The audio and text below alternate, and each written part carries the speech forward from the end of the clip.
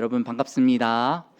네, 여러분들 저는 이렇게 오후 설교에 서면은 여러분들의 그 초롱초롱한 눈빛을 보고 있으면 참으로 개인적으로 은혜가 되는 것 같습니다. 우리 중고등부 학생들이 이런 눈빛으로 저를 바라봐줬으면 너무나 좋겠는데 우리 아이들도 그렇게 변화될 줄 믿습니다. 여러분 이제 대선이 정말 얼마 남지 않았습니다. 다들 여러분들 누구를 이제 찍을지 마음의 결정들을 하셨나요? 여러분 누구 찍을지는 말씀은 하지 마시고 속으로만 생각해 주시기 바랍니다. 그리고 아마 이 중에서는 벌써 사전 투표를 마치신 분들도 아마 많이 계실 거라 생각이 듭니다. 저 또한 지난주에 사전 투표를 했습니다. 우리 사무실 메이트인 우리 정정옥 전도사님과 함께 점심을 먹고 사이좋게 사전 투표를 하고 왔습니다.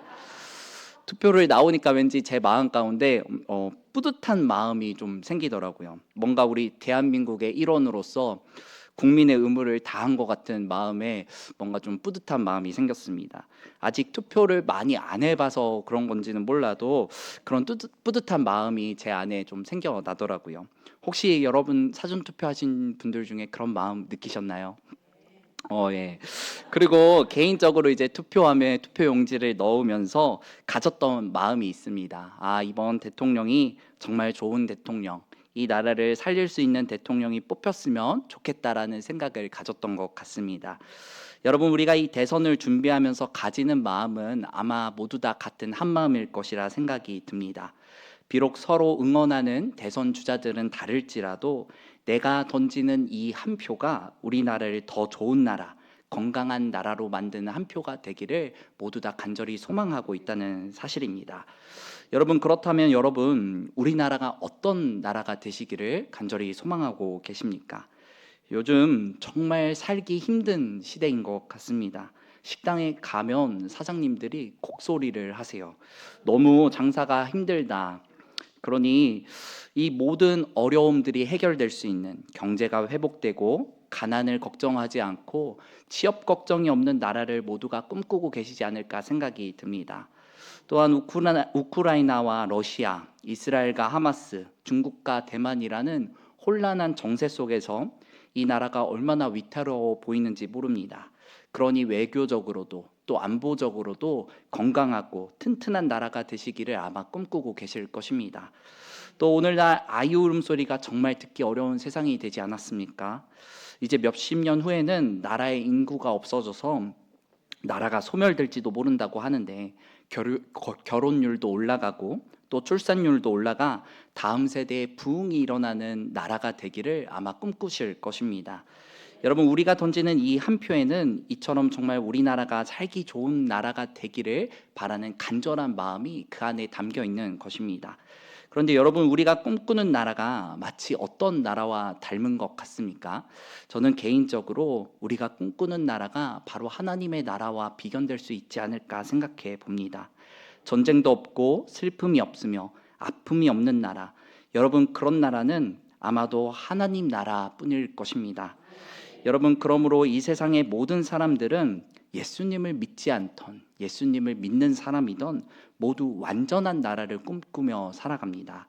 세상 사람들이라고 제약이 가득한 나라를 꿈꾸며 살아가는 것은 아닙니다. 맨날 전쟁이 나고 사람들이 굶어 죽고 미래가 보이지 않는 나라를 꿈꾸는 것은 아니라는 것입니다. 그들도 그들 나름대로 기준을 가지고 완전한 나라를 꿈꾸며 살아갑니다. 하지만 그 기준이 옳지 못할 뿐입니다. 왜냐하면 그들이 꿈꾸는 나라는 그 기준에 온전하지 못한 자신을 올려두고 있기 때문입니다. 하지만 그리스도인이 바라보는 완전한 나라는 그들과 분명한 차이점이 있습니다. 겉으로 보기에는 믿지 않는 자들이 꿈꾸는 나라와 비슷한 것처럼 보일지라도 전혀 다릅니다. 그리스도인이 꿈꾸는 완전한 나라는 사람이 기준이 되는 나라가 아닙니다. 완전하신 하나님이 기준이 되시고 완전하신 하나님께서 통치하시는 나라가 바로 하나님의 나라이기 때문입니다. 여러분, 불완전한 사람이 어떻게 완전한 나라를 계획하고 이루어 가겠습니까? 자기의 인생 자체가 불완전하고 흔들리는데 그 사람이 이끄는 나라가 어떻게 완전해질 수 있겠습니까? 필연적으로 완전하지 못할 수밖에 없습니다. 하지만 하나님이 통치하시는 나라는 완전할 수 있습니다. 그분의 지혜와 능력이 한이 없으시고 완전한 공의와 선을 이루시는 분이시기 때문입니다. 그러므로 그분이 통치하는 나라에는 아픈 자가 없고 억울한 자가 없습니다. 그분과 함께하는 나라에는 오직 기쁨과 영광만이 가득한 줄 믿습니다. 여러분은 그런 나라에 들어가고 싶으십니까? 저도 그런 나라에 들어가고 싶습니다. 그런데 여러분, 성경 말씀은 그런 하나님의 나라가 멀리 있는 것이 아니라 말씀하고 있습니다. 바로 내 안에 이미 하나님의 나라가 이미 임하였다 말씀하십니다. 누가복음 17장 20절에서 21절 말씀입니다. 누가복음 17장, 우리 한 목소리로 함께 읽도록 하겠습니다. 바리새인들이 하나님의 나라가 어느 때에 임하니까 묻거늘 예수께서 대답하여 이르시되 하나님의 나라는 또 여기 있다 저기 있다고도 못하리니 하나님의 나라는 너희 안에 있느니라. 아멘. 여러분, 하나님의 나라는 이미 우리 가운데 임하여진 나라입니다. 하나님의 나라는 꼭 우리 눈에 보여야만 있는 것이 아닙니다. 하나님의 통치가 이루어지는 곳이 바로 하나님의 나라입니다. 그러므로 우리는 하나님의 나라를 죽어서만 누리는 나라로 생각하는 것이 아니라 이 땅 가운데서 이미 누리며 살아갈 수 있는 나라라는 사실을 기억해야 합니다. 그렇다면 여러분, 이 땅 가운데서 하나님의 통치를 누리며 하나님이 주시는 기쁨과 평안을 누리며 살아가고 계십니까? 아니면 암울한 현실 속에서 불평과 불만 속에서 누군가가 나타나서 이 세상을 더 좋은 세상으로 바꿔주기를, 미래로 이끌어주기를 기대하며 살아가고 계십니까? 여러분, 대통령 선거를 앞두고 많은 사람들이 사람에게만 집중하고 있는 것은 아닌가 생각해 봅니다. 여러분, 선거 때 주위에서 가장 많이 듣는 이야기가 무엇입니까? 이 사람 뽑으면 나라가 망한다. 이 사람 당선돼야 우리가 산다. 여러분, 이런 이야기 되게 많이 듣지 않습니까? 여러분, 모든 초점이 사람에게만 맞춰져 있습니다. 하지만 그리스도인은 이러한 상황 속에서도 하나님을 바라볼 수 있기를 간절히 소망합니다. 여러분, 지금 저는 여러분들에게 정치는 중요한 것이 아니니 그냥 아무나 찍고 신앙생활 열심히 하라고 말씀드리는 것이 아닙니다. 여러분, 그리스도인이라고 정치에 관심을 저버려서는 안 됩니다. 그리스도인들도 정치에 관심을 두고 있어야 합니다. 제가 젊었을 때는 잠시 그런 어리석은 생각도 했었던 것 같습니다. 지금도 젊긴 한데 더 젊었을 때는 그런 생각을 했습니다. 왜 그리스도인들이 정치에 저렇게 관심이 많을까? 오히려 정치에 관심이 없는 사람이 거룩하고 깨끗한 것처럼 보였습니다. 그때는 정치만큼 거짓이 가득하고 더러운 것이 없다고 생각했습니다.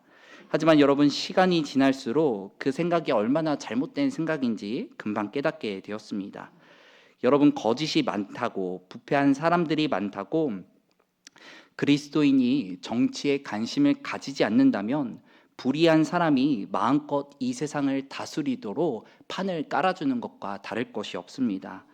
그리스도인이 정치에 무관심해지면 이 세상은 깨끗해지는 것이 아니라 오히려 더 불의와 악독만이 가득한 세상이 되어지는 것입니다.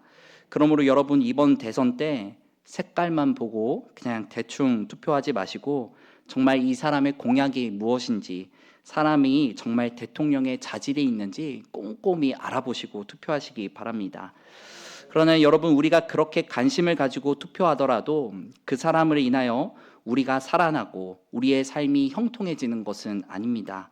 우리 오전 설교에도 담임 목사님이 말씀해 주셨는데 하늘의 문을 여시는 분은 오직 여호와 하나님 한 분뿐인 줄 믿습니다.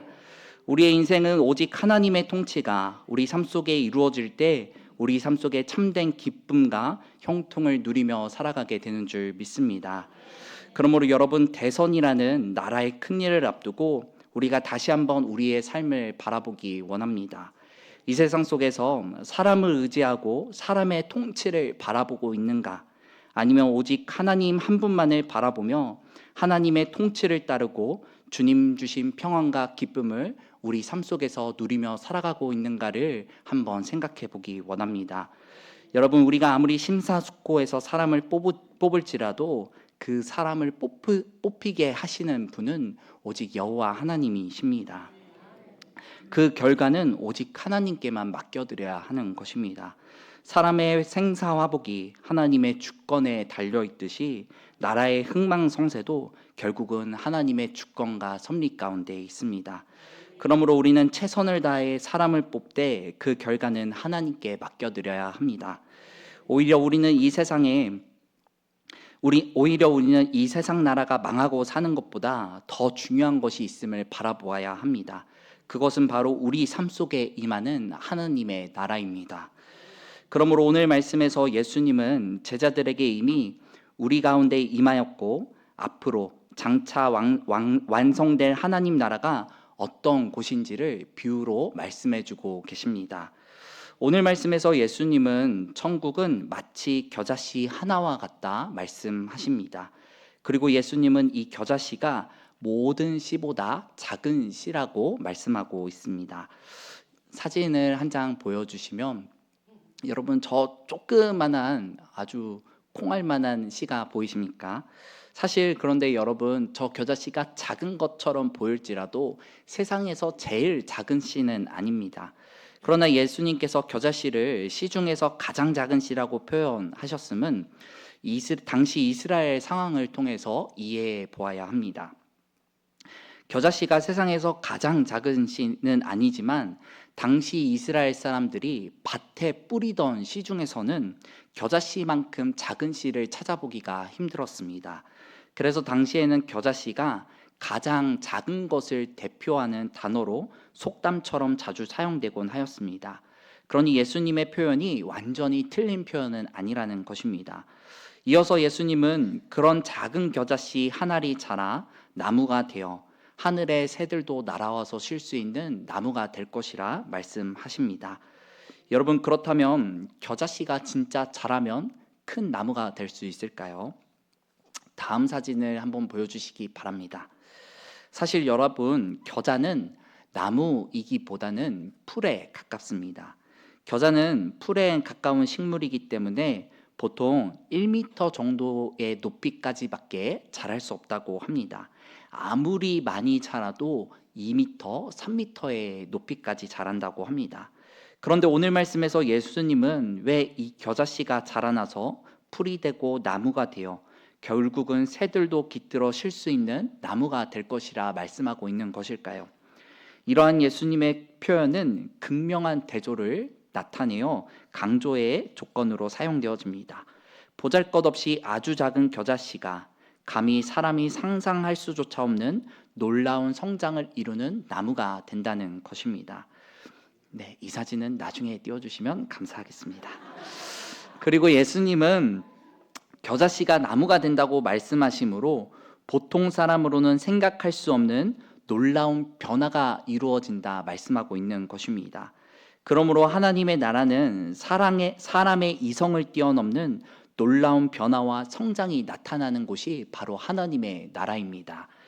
여러분, 하나님은 능력 있는 사람, 위대한 사람을 들어 하나님의 나라를 이루어 가시는 분이 아니십니다. 보잘것없는 겨자씨 한 알 같은 사람을 들어 위대한 하나님의 나라를 이루어 가십니다. 여러분, 아브라함의 시작을 한번 생각해 보시기 바랍니다. 그의 시작은 정말 보잘것없는 시작이었습니다. 비록 하나님이 그에게 별과 같이 많은 자손을 주시겠다 약속했지만 아브라함과 사라 사이에 태어난 자식은 오직 이삭 하나뿐이었습니다.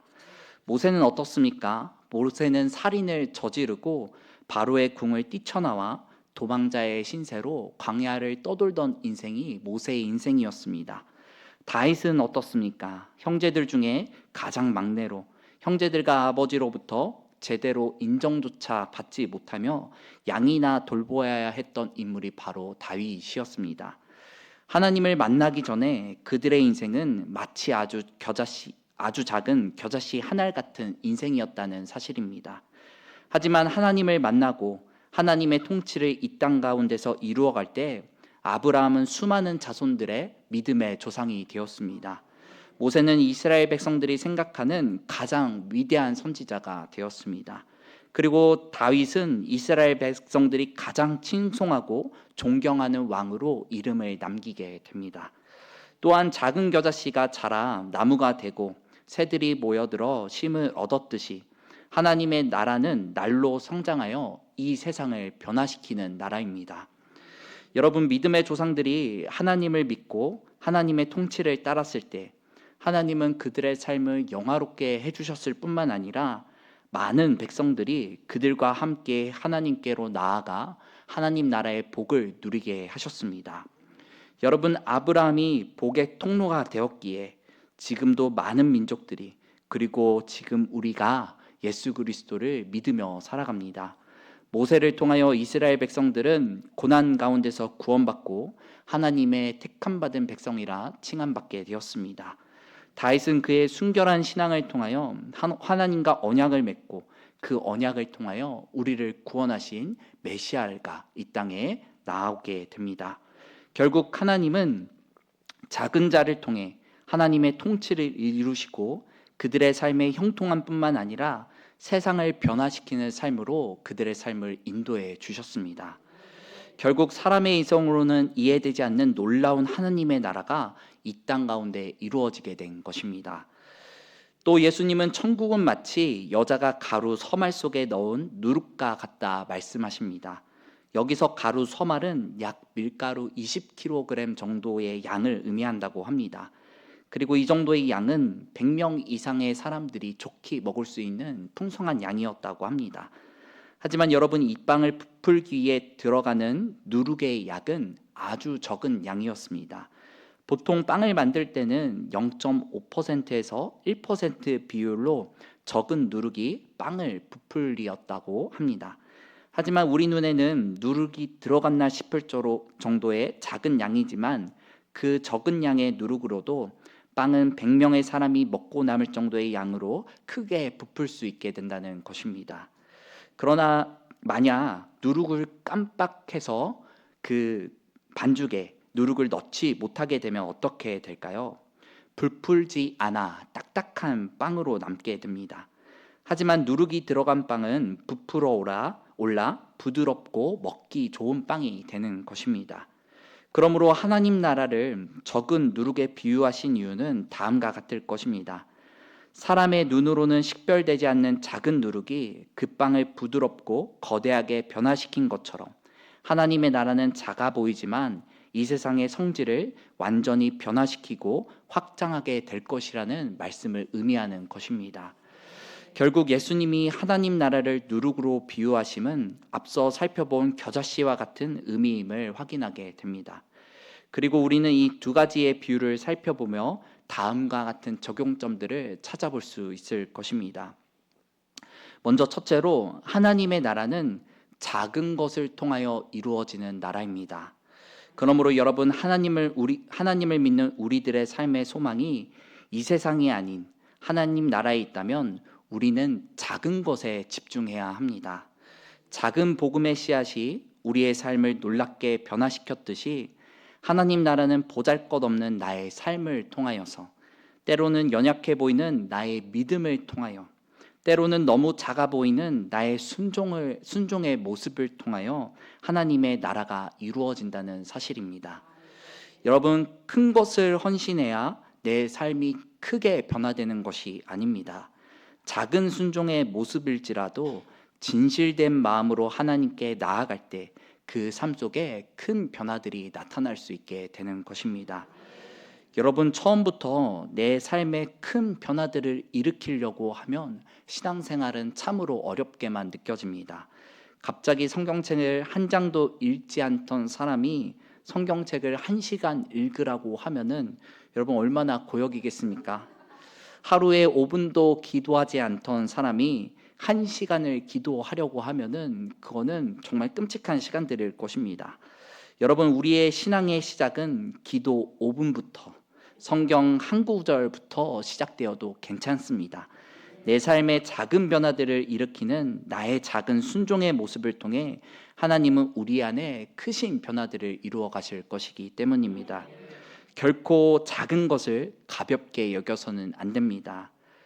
그러므로 5분 기도할 바에는 그냥 기도하지 말자 생각하지 마시고, 한 구절 읽을 바에는 성경 읽지 말자, 성경책 덮어버리지 마시고 작은 행동이라도 실천하며 나아가는 성도님들 되시기를 간절히 소망합니다. 작은 순종과 작은 실천을 통해 하나님은 놀랍고 위대한 하나님 나라를 이루어 가실 것입니다. 둘째로, 하나님의 나라는 겨자씨와 누룩과 같이 세상을 변화시키는 나라입니다.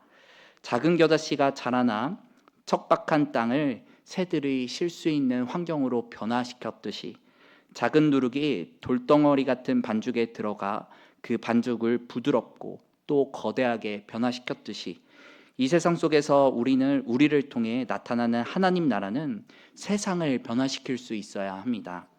여러분, 세상은 사람의 노력으로 변화시킬 수 있는 것이 아닙니다. 마치 누룩이 빵에 숨겨져 그 빵의 성질을 바꾸었듯이, 나를 통하여 하나님 나라가 이 세상 가운데 세워질 때 하나님의 통치를 통하여서 이 세상은 변화되어지는 것입니다. 그러므로 여러분, 사람의 능력으로 이 세상 변화되기를 소망하지 마시고, 지금 내가 서 있는 이곳에서 하나님의 통치를 이룸으로 이 세상을 변화시키는 귀한 성도님들의 삶이 되기를 간절히 소망합니다. 나의 사업장에 하나님의 통치가 이루어져 공의가 이루어지고, 친구와의 관계 속에서 섬김과 용서가 나타나며, 우리 가정 안에 사랑과 인내가 나타날 때 이 세상은 변화될 수 있는 것입니다. 그리고 이것이 바로 그리스도인이 이 땅 가운데서 보여줘야 할 삶의 모습입니다. 예수님께서도 제자들에게 말씀하시기를 세상 속에서 빛과 소금의 사명을 다 감당하라 말씀하셨습니다. 마태복음 5장 13절에서 14절의 말씀입니다. 우리 한 목소리로 함께 봉독하도록 하겠습니다.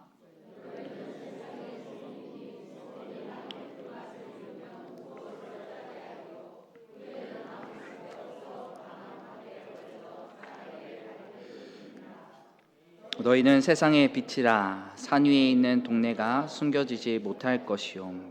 아멘. 여러분, 빛과 소금의 역할이 무엇입니까? 소금은 부패를 막고 맛을 내는 역할을 합니다. 빛은 숨겨진 것을 드러내고 나아갈 방향을 제시해 줍니다. 여러분, 우리는 이 세상 사람들에게 유익이 되고 본이 되는 존재들이 되어야 합니다. 그들과 똑같은 모습과 방식으로 불의와 타협하며 사랑의 모습을 나타내지 못한다면 우리는 맛을 잃어버리고 빛을 잃어버린 등불과 같을 것입니다.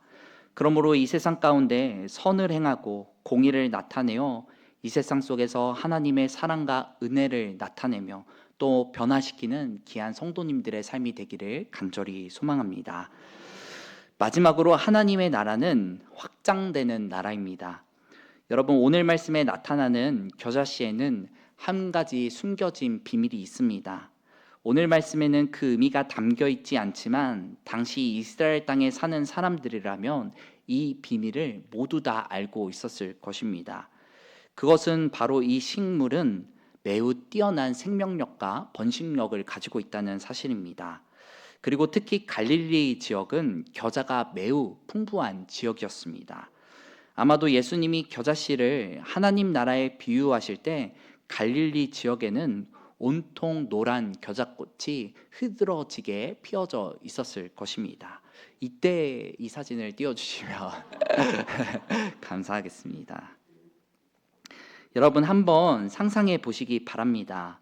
마치 유채꽃밭에 온 것처럼 온 들판이 노란 겨자꽃으로 펼쳐진 곳에서 예수님이 지금 제자들에게 말씀하고 계신 것입니다. 천국은 마치 사람이 자기 밭에 갖다 심은 겨자씨 한 알 같으니, 이는 모든 씨보다 작은 것이로되 자란 후에는 풀보다 커서 나무가 되매 공중의 새들이 와서 그 가지에 깃드느니라. 아멘. 여러분, 제자들이 이 비유를 들으며 무엇을 상상했을까요? 온 들판을 덮은 이 겨자꽃들이 무성한 나무로 자라나 온 동네를, 온 지역을, 온 나라를 덮는 그것을 상상하지 않았겠습니까? 여러분, 하나님의 나라를 그러므로 확장성이 있는 나라로 우리는 기억해야 합니다. 겨자씨가 이 언덕 저 언덕으로 옮겨 피어나듯이 누룩이 가루 서말 밀가루 반죽에 들어가 그것을 풍성하게 부풀어 오르게 하듯이 우리가 누리는 하나님의 나라는 이곳 저곳으로 퍼져나가는 나라가 되어야 한다는 것입니다. 그러므로 우리가 하나님 나라를 확장시키는 통로로 사용되어지기를 간절히 소망합니다. 먼저 나의 삶 속에 하나님의 통치를 이루어 평안과 기쁨을 누리는 삶을 살아가기를 소망합니다. 그리고 내가 누리는 평안과 기쁨을 나만 간직하고 품고 있는 것이 아니라 그 기쁨과 감사를 우리 가족과 내 이웃과 이 지역에 전하는 자들 되어지기를 간절히 소망합니다. 우리가 전하는 복음에는 하나님 나라의 생명력이 있습니다. 이 생명력은 나의 힘으로 주어지는 것이 아닙니다.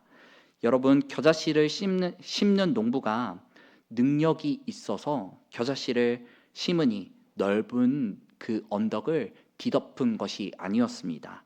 복음 자체에 능력이 있고 겨자씨 자체에 힘이 있기 때문에 그 온 넓은 들판을 덮을 수 있었던 것입니다. 그러므로 우리가 복음 자체의 능력과 힘을 믿음으로 말미암아 담대히 이 땅 가운데 하나님의 통치를 들고 이 땅 가운데 복음 들며 나아가는 성도 여러분들 되시기를 간절히 소망합니다. 말씀을 맺도록 하겠습니다. 여러분, 대선으로 온 나라가 정말 시끌벅적한 것 같습니다. 그러나 우리가 이 분주한 상황 속에서도 그리스도인의 중심을 온전히 지키기 원합니다. 세상 사람들이 사람을 보고 사람을 따라간다고 해서 우리도 그렇게 살아가야 하는 것은 아닙니다. 우리는 이럴 때일수록 주님의 주권을 바라보아야 합니다. 주님의 인도하심을 바라보아야 합니다. 그리고 우리가 살아가는 우리 눈에 보여지지 않는 세상 나라만 있는 것이 아니라 내가 서 있는 이곳에 이루어진 하나님 나라가 우리 곁에 있음을 기억해야 합니다. 그러니 여러분, 어떠한 결과가 나오든 그 결과를 바라보고 이 나라가 망했다 생각하지 마시고 보잘것없는 나의 삶을 통하여 이루어지는 하나님 나라를 바라보며 소망을 잃지 않으시고 인내하며 감사로 나아가는 귀한 성도님들의 삶이 되어지기를 간절히 소망합니다. 우리 이 찬양 함께 찬양 드리고 함께 기도하는 시간 가졌으면 좋겠습니다. 이곳에 임하신 하나님 나라입니다.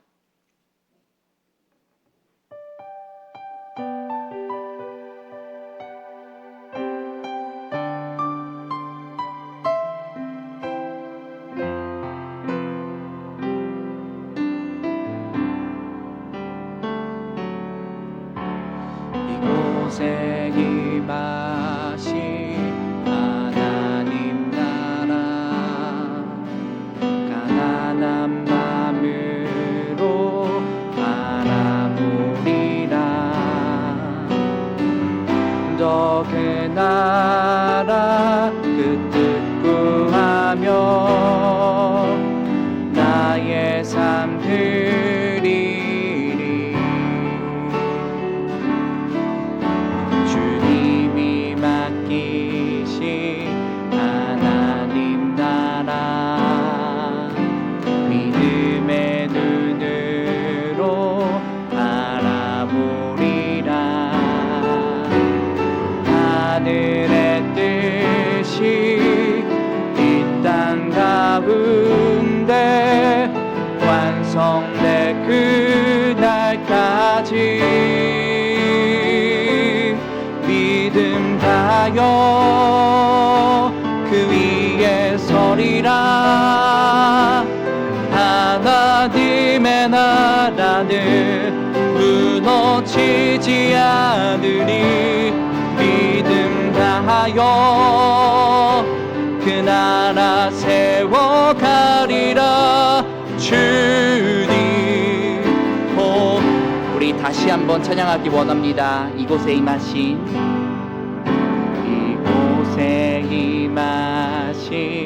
하나님 나라 가난한 마음으로 바라보리라.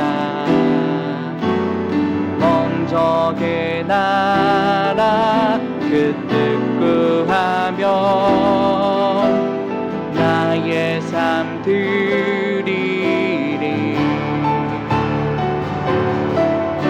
주님이 맡기신 하나님 나라 믿음의 눈으로 바라보리라. 하늘의 뜻이 이 땅 가운데 완성될 그날까지 믿음 다하여 그 위에 서리라. 하나님의 나라는 무너지지 않으니 믿음 다하여 그 나라 세워가리라. 주님 곧 오실 때까지. 우리 이 시간 함께 기도할 때 주님, 우리가 나의 삶을 통하여서 이루어질 하나님의 통치를 바라보게 하여 주시옵소서. 그러므로 이 세상 가운데 소망을 두며 살아가는 것이 아니라 이 땅 가운데 이루어질 하나님 나라의 소망을 두며 감사와 기쁨으로 인내하며 나아가는 우리의 삶이 되게 하여 달라고 이 시간 우리 이 기도 제목 가지고 주여 함께 부르짖음으로 합심하여 기도하시겠습니다. 주님.